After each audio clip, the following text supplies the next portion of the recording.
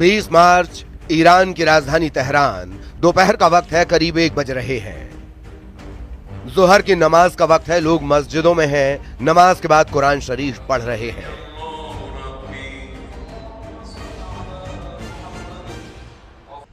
रमजान के दौरान ईरान के बाजारों में भी भीड़ है। तभी 1 बजे सब कुछ हिलने लगता है। यह ऐसा भूकंप आया जिसने ईरान के साथ पूरी दुनिया को हिला दिया। पता चला कि एपिसेंटर बादरूश शहर में है, जो मध्य ईरान में तेहरान से 225 किलोमीटर दक्षिण में है। बादरूद वो जगह है जहां से 26 किलोमीटर पश्चिम में है ईरान का सबसे बड़ा परमाणु अड्डा नतांज। दुनिया भर में रिपोर्ट छपने लगी कि ईरान में उस जगह भूकंप आया है जहां उसका परमाणु सेंटर है। तरह तरह के कयास लगाए जाने लगे। भूकंप को न्यूक्लियर टेस्ट के तौर पर देखा गया। सवाल उठने लगे। नतांज ईरान का वो परमाणु अड्डा है जो अमेरिका और इजराइल का टारगेट नंबर 1 कहा जाता है। 20 मार्च को ईरान में भूकंप के 2 झटके आए। पहला झटका 5 तीव्रता वाला भूकंप था और दूसरा 4.5 तीव्रता का रहा। यानी बैक टू बैक झटकों से ईरान हिल गया। दुनिया में रिपोर्ट छपने लगी कि क्या ईरान ने अमेरिका और ईरान को डराने वाला धमाका कर दिया है।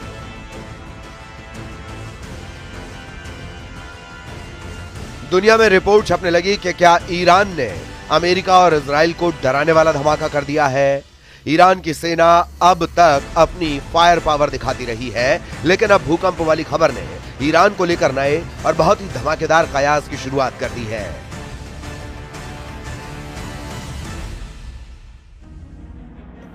लेकिन परमाणु परीक्षण का शक इसलिए गहराया क्योंकि इसका एपिसेंटर नतांज परमाणु अड्डे के करीब था। इस परमाणु अड्डे के आसपास न्यूक्लियर टेस्ट होता है, तो इसमें शक नहीं कि भूकंप के झटके तेहरान तक महसूस किए जाएंगे।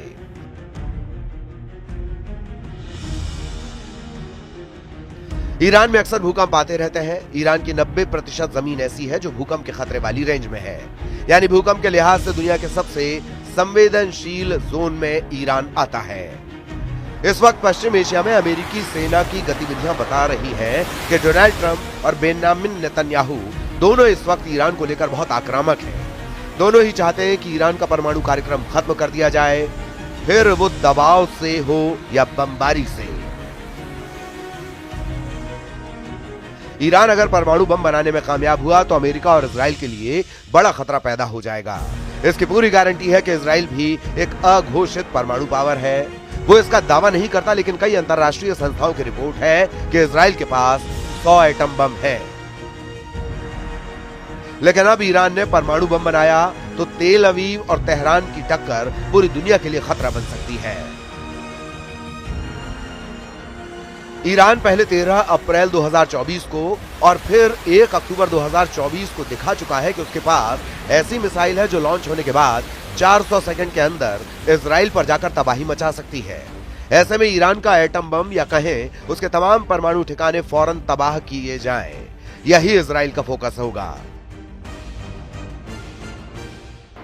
अभी ईरान ने 6 स्पॉट पर न्यूक्लियर रिएक्टर लगाए हुए हैं, लेकिन इनमें से 2 अहम साइट है।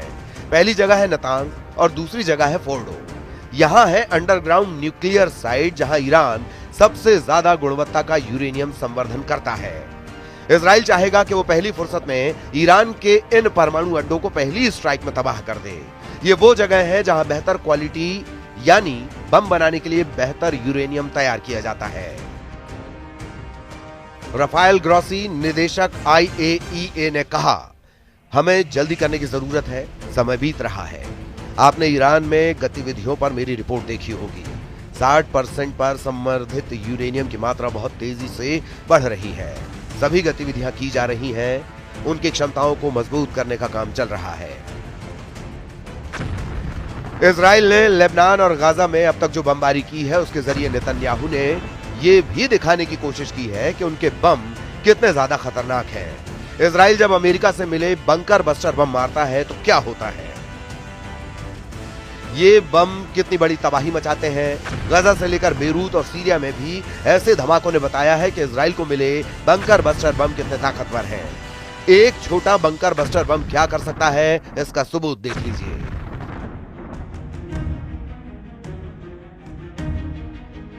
5 मीटर गहरा और 20 मीटर चौड़ा ये गड्ढा इजराइल के उस बम ने बनाया है जो नेतन्याहू को डोनाल्ड ट्रंप ने सप्लाई किया है। इसी हमले में 16 लोगों की मौत हुई है। यहां क्या बचा है देखा जा सकता है। 20 मीटर के दायरे में 5 मीटर गहरा गड्ढा। अगर छोटा बंकर बस्टर ऐसा कर सकता है तो बड़े बड़े बंकर बस्टर क्या करेंगे। अमेरिका को पता होना चाहिए कि ईरान को डराने से कुछ नहीं होगा। ईरान ने कभी युद्ध शुरू नहीं किया, लेकिन अगर कोई बुरे इरादे से काम करता है तो उसे सख्त सजा मिलेगी। वैसे बेन्यामिन नेतन्याहू और डोनाल्ड ट्रंप की इस वक्त की सबसे बड़ी टेंशन गजा नहीं, हमास नहीं, हिजबुल्लाह नहीं, तुर्की नहीं, जुलानी नहीं, बल्कि ईरान है। और ईरान से ज्यादा इजराइल के दावे के मुताबिक उसके एटम बम वाला प्रोग्राम है। ईरान को लेकर 2025 की सबसे हॉट रिपोर्ट पहले से ट्रेंड कर रही है। इस रिपोर्ट ने बहुत पहले ही इजराइल के साथ साथ अमेरिका के कान भी खड़े कर दिए हैं। रिपोर्ट ऐसे कि पूरी दुनिया हक्की बक्की है। एक नए युद्ध का खौफ फिर से फैलने लगा है। ईरान और इजराइल की टक्कर सामने नजर आ रही है। इसकी बड़ी वजह है अमेरिकी अधिकारियों का एक विस्फोटक दावा। अमेरिका के खुफिया अधिकारियों का मानना है कि ईरान में वैज्ञानिकों की एक सीक्रेट टीम एटम बम बनाने के लिए बहुत तेजी से काम कर रही है। सवाल है कि क्या ये ईरान का शॉर्टकट एटम बम है। सवाल ये भी कि क्या ईरान बड़े परमाणु बम की जगह शॉर्टकट रास्ता अपनाकर छोटा एटम बम बना रहा है। सबसे पहले अमेरिका के अखबार न्यूयॉर्क टाइम्स पर यह खबर छपी और उसके बाद पूरी दुनिया में ये रिपोर्ट वायरल हुई। अमेरिका से लेकर यूरोप और इजराइल की मीडिया लगातार इस पर चर्चा कर रही है। ईरान भी इस वक्त बहुत आक्रामक है और उसने जनवरी में 4 युद्धाभ्यास करके इस बात का सिग्नल दे दिया है कि अब उस पर हमला हुआ तो पूरा पश्चिम एशिया जलेगा। इजराइल और अमेरिका के अड्डों को तो पूरी तरह तबाह कर दिया जाएगा। इसीलिए ट्रंप और नेतन्याहू के सामने चुनौती बहुत बड़ी है। एक शॉर्टकट एटम बम ईरान का बहुत बड़ा एजेंडा बन सकता है, क्योंकि इसी शॉर्टकट एटम बम को देखकर ईरान के दो बड़े दुश्मन इजराइल और अमेरिका उस पर हमला करने से कतराएंगे।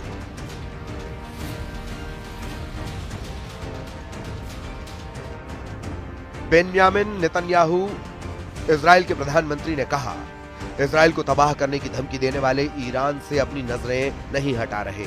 हम ईरान को परमाणु हथियार और दूसरे हैज से हथियारों को हासिल करने से रोकने की पूरी कोशिश में लगे हैं, जो हमारे शहरों और लोगों के लिए खतरा बन सकते हैं। नेतन्याहू बहुत गुस्से में है, लेकिन ईरान में रमजान चल रहा है। तेहरान में करीब एक शहर में यहां लोगों के बीच अमेरिका और इजराइल की स्ट्राइक नहीं, बल्कि रोजा और इफ्तार का माहौल बना हुआ है। मस्जिदों और इमाम बारगाहों में ऐसे ही एक साथ इफ्तार किया जाता है। यहां अमेरिका या फिर इजराइल की नहीं, बल्कि रमजान की बात चल रही है। तेहरान के रुस्तम खानी को सुनिए। हर रोज हम इफ्तार के लिए 1500 पैकेट तैयार करते हैं। ये जरूरतमंदों और गरीब के लिए है। हम इसे और आगे बढ़ाना चाहते हैं ताकि रमजान में लोगों तक मदद को ज्यादा से ज्यादा पहुंचाया जा सके। वैसे असली युद्ध की तैयारी तो आम लोगों से दूर ईरान के पावर सेंटर में चल रही है। इस वक्त ईरान इतना आक्रामक है कि वो बार बार जवाबी अटैक की बात कर रहा है। इसमें कोई शक नहीं कि युद्ध हुआ तो ईरान का इजराइल पर तीसरा हमला यानी ऑपरेशन 2 प्रॉमिस 3 बहुत घातक होगा और इजराइल बहुत ज्यादा पछताएगा। इजराइल के कई बड़े टारगेट्स का डेटा पहले ही ईरान के मिसाइल कंट्रोल रूम में फीड कर दिया गया है। इजराइल का दूसरा सबसे बड़ा शहर और पोर्ट सिटी हाइफा, इजराइल की कैपिटल तेल अवीव, इजराइल का तीसरा सबसे बड़ा शहर अश्केलॉन, इजराइल का सबसे बड़ा बंदरगाह अशदोद, इजराइल का सबसे खतरनाक मिलिट्री बेस नेवातिम, नेगेव के रेगिस्तान में सबसे बड़ा शहर बीर शेबा। ईरान कह चुका है कि उसके परमाणु अड्डे पर हमले का मतलब है वर्ल्ड वॉर। ईरान ये वार्निंग बार बार दे चुका है और लगातार दे रहा है। पश्चिम एशिया में अब तक जितने धमाके हुए हैं, उसके बाद अब ईरान बनाम अमेरिका और इजराइल के युद्ध का बड़ा खतरा बना हुआ है। पिछले 1 महीने में ईरान, अमेरिका और इजराइल के ताजा तेवर लगातार चौंका रहे हैं। डर इस बात का है कि अब एक नए युद्ध को लेकर 3 पावर सेंटर में बड़ा फैसला लिया जा सकता है। पावर सेंटर नंबर 1 यानी व्हाइट हाउस, यहां डोनाल्ड ट्रंप और उनके कैबिनेट पर ईरान को लेकर बातचीत चल रही है। पावर सेंटर नंबर 2 यानी तेल अवीव, इजराइल के प्रधानमंत्री बेन्यामिन नेतन्याहू और उनका नया जनरल बहुत एक्टिव है। पावर सेंटर नंबर 3 यानी तेहरान, ईरान के सर्वोच्च नेता अली खामेनेई ने ट्रंप को झटका देने वाला बहुत बड़ा फैसला कर लिया है। नेतन्याहू रोज अपने वॉर कैबिनेट से बात करते हैं, अपने एयर डिफेंस से लेकर मिसाइल डिफेंस वाले महकमे को अलर्ट करते हैं ताकि ईरान को काउंटर किया जा सके। इसीलिए देखा जाए तो 2025 की शुरुआत में ही इजराइल और ईरान टकराते हुए नजर आ रहे हैं। गजा में बमबारी फिर शुरू हो चुकी है और इजराइल के खिलाफ इस बार बड़ा मोर्चा यमन ने संभाला है, क्योंकि हमास और हिजबुल्लाह में वो जान अब नहीं बची है जो सिनवार और नसरल्लाह के दौर में देखी गई है। इसीलिए क्या इजराइल ऐसा कदम उठाएगा जो बड़े युद्ध की शुरुआत कर दे? नेतन्याहू ने इससे कभी इनकार नहीं किया है। कोई शक नहीं कि इजराइल पर सबसे बड़ा खतरा ईरान और उसकी परमाणु महत्वाकांक्षा है। ईरान की धुरी को हमने तबाह कर दिया है, लेकिन हमें इस बड़े खतरे को ध्यान में रखना होगा। वैसे नेतन्याहू एक और युद्ध में घिरे हुए हैं जो इजराइल के अंदर चल रहा है। हमास के कब्जे में अब भी 24 बंधक हैं। जब से बंधकों को छुड़ाने वाले सीज फायर को तोड़कर इजराइल ने गजा पर बमबारी शुरू की है, पूरे इजराइल में इस तरह के प्रदर्शन हो रहे हैं। लोग चाहते हैं कि युद्ध खत्म हो और बंधक वापस लाए जाएं। सवाल है कि क्या इजराइल और अमेरिका ईरान के साथ युद्ध करेंगे, क्योंकि उसका एटम बम वाला खतरा व्हाइट हाउस और तेल अवीव में बड़े सिग्नल दे रहा है। ईरान ने जनवरी से अब तक 2025 में ही इतने हथियार जमा कर लिए हैं कि एक बड़े युद्ध को लॉन्च करने वाला हमला किया जा सके।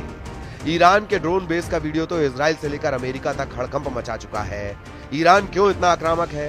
गजा और लेबनान में सीज फायर और फिर सीरिया में जुलानी के कब्जे ने पश्चिम एशिया के अंदर इतनी जल्दी क्या बदल दिया कि ईरान को लग रहा है कि अब उसे एक नए वॉर जोन के लिए तैयार रहना होगा। ईरान को सबसे बड़ा खतरा अपने परमाणु अड्डों को लेकर है। ईरान को खतरा उसकी सबसे बड़ी ताकत मिसाइल बेस को लेकर है। ईरान को खतरा उसकी सबसे बड़ी फोर्स रिवॉल्यूशनरी गार्ड्स को लेकर है। ईरान को खतरा उसके तेल के ठिकानों को लेकर भी है, जिस पर इजराइल की नजर गड़ी हुई है। ये चारों ताकत इस वक्त अमेरिका और इजराइल के टारगेट पर है। ईरान के आसपास अरब सागर में इस वक्त अमेरिका के समुद्री बेड़े एक्टिव हैं। रात भर उड़ान भरी जा रही है। फाइटर जेट, टूही विमान, सभी एयरक्राफ्ट कैरियर से टेक ऑफ कर रहे हैं। आखिर अमेरिका को ईरान से कौन सा इशारा मिला है जिसके बाद अमेरिका की नौसेना और उसके फाइटर जेट इतने एक्टिव हो गए हैं? जाहिर है इजराइल और ईरान के बीच तनाव बहुत ज्यादा है और इस बीच ईरान के परमाणु कार्यक्रम वाली खबर ने युद्ध के खतरे को बुलंदी पर पहुंचा दिया है।